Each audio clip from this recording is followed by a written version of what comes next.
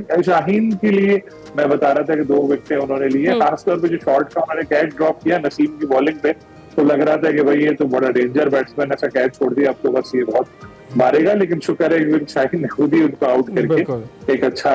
लेकिन पिछले मैच में पाकिस्तान ने, अगर आपको याद हो, कि 2 विकेटें शुरू में जल्दी उड़ा दी थी, उसके बाद पार्टनरशिप बनी थी, तो अब ये मोमेंटम पाकिस्तानी बॉलर्स का बना है, इसको बरकरार रखना चाहिए, इनको विकेटें वक्फे वक्फे से लेते रहना चाहिए, बड़ा स्कोर नहीं करने देना चाहिए ऑस्ट्रेलिया को। तो देखिए अगर पाकिस्तान ये मैच जीत गया तो गोल्डन चांस है हमारे पास ऑस्ट्रेलिया में तारीख रकम करने का, सीरीज जीतने का, क्योंकि जो तीसरा मैच हो रहा है उसमें ऑस्ट्रेलिया ने अपने कैप्टन समेत 5 सीनियर प्लेयर्स को रेस्ट करा दिया है, क्योंकि इंडिया की टीम आ रही है, बॉर्डर गावस्कर टेस्ट सीरीज होनी है, तो उसमें वो अपने प्लेयर्स को फ्रेश रखना चाहते हैं, तो उन्होंने 5 प्लेयर्स को रेस्ट कराया, नए प्लेयर्स होंगे तीसरे में, तो पाकिस्तान के लिए और आसानी होगी कि चले अगर वही 5 प्लेयर्स उन्होंने तीसरे मैच में खिला लिए तो मुश्किल पड़ जाएगी सलीम साहब।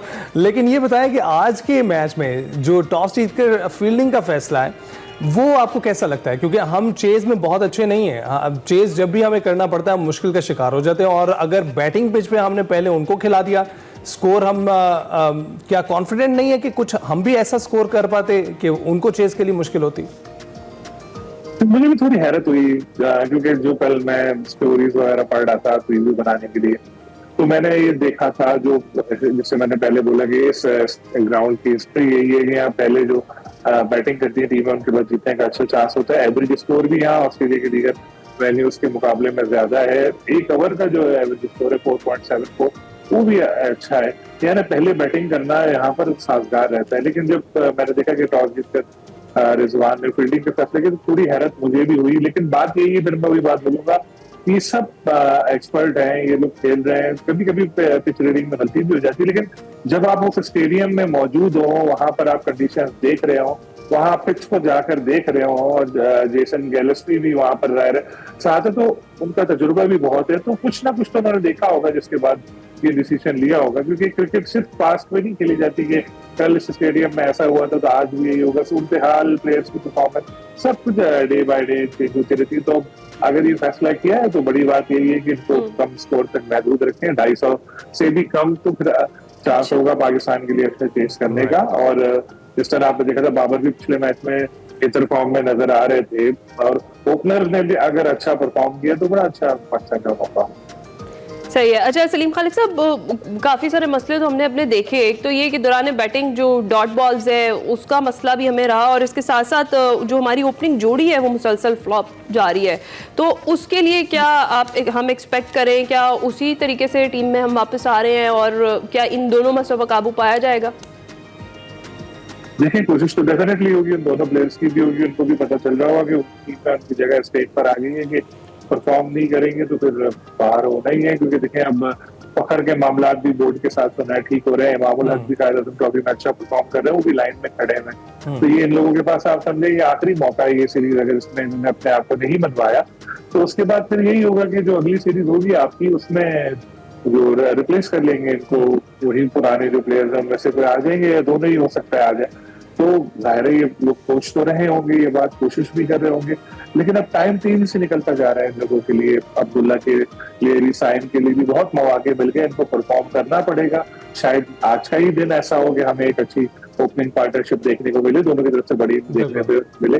डॉट बॉल्स का आपने जिक्र किया, डॉट बॉल्स पाकिस्तान का बहुत बड़ा मसला है। अगर हम दूसरी टीमों को देखें, ऑस्ट्रेलिया की बात कर लेते हैं, उनकी विकेटें गिरते रहे लेकिन उनकी स्कोरिंग जारी रहती है। हमारी एक आध विकेट गिर जाए तो फिर हमारे बैट्समैन जो है वो सो जाते हैं, टुक टुक टुक, और फिर आप हिसाब लगाते तो 28-29 ओवर वो मेडन हो चुके होते हैं, इतनी डॉट बॉल खेली होती है, तो ये सही नहीं है। लेकिन सलीम साहब मेरा ख्याल है कि जो टेस्ट सीरीज से बाहर आई है टीम, और अमूमन उनको आदत नहीं है टेस्ट खेलने की, तो शायद उस जगह पर अपनी विकेट सेव करने के लिए इतनी डॉट बॉल्स उनको खेलनी पड़ी, और उसी चीज को वो वनडे में भी ले आए हैं। लेकिन खैर डबल कर सकते हैं, हाँ वो अब जारी बात है, उनकी वनडे सीरीज में, T20 जो सीरीज में, उसमें तो उनको अपनी वही परफॉर्मेंस रखनी चाहिए। अच्छा ये बताइएगा, कॉम्बिनेशन की बात हो रही थी, बैटिंग कॉम्बिनेशन की तो बात हो गई, हमारा एक बॉलिंग कॉम्बिनेशन था जो शाहीन शाह अफरीदी और नसीम शाह की सूरत में हमारे पास मुस्तहकम बॉलिंग कॉम्बिनेशन नजर आ रहा था। लेकिन अब देखते हैं कि हमें समझ नहीं आ रही कि किसका, शाहीन शाहीन के अलावा दूसरा कौन सा पेयर उनके साथ जोड़ा जाए? नसीम आपको दिखाई दे रहा है कि बार बार इंजरी का शिकार हो रहे हैं और बहुत सी अहम सीरीज ही नहीं बल्कि आप देखते हैं कि वर्ल्ड कप्स में भी उनकी जो शिरकत है वो मुश्किल में पड़ जाती है। क्या लगता है आपको कि कॉम्बिनेशंस बहाल करने चाहिए फिर से वही बाबर आजम, रिजवान और शाहीन और नसीम? देखिए, मसला ये है कि फास्ट बॉलर में इंजरीज का तो उनको सामना करना ही पड़ता है। आपको याद होगा शाहीन भी काफी अर्से तक इंजर्ड रहे और इंजर्ड रहने के बाद जब वापस आए तो अब तक उनको पहले वाला रिदम नहीं मिल रहा। शुक्र है अब कुछ ऑस्ट्रेलिया में जाके उनकी बॉलिंग बेहतर नजर आ रही है, तो ये तो रहता ही है। और जिस तरह क्रैम्प्स उनको पड़े थे नसीम को, तो ये भी आप देखते होंगे अक्सर बैट्समैन खेल रहा होता है वो पांव पकड़ के लेटे आता है, तो ये तो किसी को भी हो सकते हैं। इसमें फिटनेस लेवल ओवरऑल बेहतर बनाना पड़ेगा हमारी जो पाकिस्तानी टीम है। लेकिन आपको पता है हमारा फिटनेस लेवल क्या है, वो 2 किलोमीटर 8 मिनट में भगवाते हैं तो उस पर ही लेट जाते हैं, नहीं भाई अपनी जा रहे थक गए, एक राउंड के बाद बैठ जाते हैं। फिर हम कहते हैं यार इनको नहीं खिलाया तो हार जाएंगे, खिला दो चलो।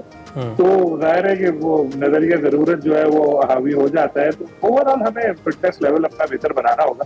थोड़ा सा हम इसमें अपने कल्चर को, अपने चीजों को भी थोड़ा हम देखें तो ऑस्ट्रेलिया में, इंग्लैंड में या दूसरी जगहों पे बचपन से ही जो बच्चे स्कूल जा रहे होते हैं वहाँ फिटनेस कल्चर बहुत ज्यादा होता है। वहां पर उनको उस हिसाब से ट्रेनिंग कराई जाती है, उस तरह की खुराक उनको मिलती है। बदकिस्मती से हमारे यहाँ तो बहुत सारे बच्चे बेचारे बेसिक खुराक से भी बचपन में इतनी जिस तरह से होता है कि उनको मिलनी चाहिए नहीं मिल पाती, ना ही स्कूल में इतना ख्याल रखा जाता है इन सब चीजों का। पढ़ाई अगर नॉर्मल तरीके से हो जाए बहुत बड़ी बात है, तो स्पोर्ट्स की एक्टिविटीज या फिटनेस की है तो बहुत दूर की बात है। तो ये जब बड़े होते हैं लड़के बेचारे बहुत सारे गांव देहात से आए हुए होते हैं तो इनकी बेस इतनी स्ट्रॉन्ग होती नहीं है, तो फिर आकर खेल खेल कर कोशिश करते हैं वो। ऐसे में कभी कामयाब हो जाते हैं लेकिन कभी कभी मसले भी होते हैं, तो बड़ी उम्र में आके यहाँ पर फिटनेस को करना पड़ता है। लेकिन अब अगर फिटनेस कल्चर को शुरू से ही फरोग दिया जाए स्कूल में, कॉलेज के लेवल पे, तो फिर अगर ये प्लेयर जो है आगे आएंगे तो फिर इनको इश्यूज नहीं होंगे। सही है। अच्छा सलीम खालिद साहब, अगर पिछले मैच में भी बात करें तो सीरीज में रिजवान की कैप्टनसी पे बड़ी उनको पजराई मिल रही थी और उस पर बड़ी तारीफ की जा रही थी उनकी। कितना पुरएतमाद आप देख रहे हैं रिजवान को इस सीरीज के बाद एज ए कैप्टन?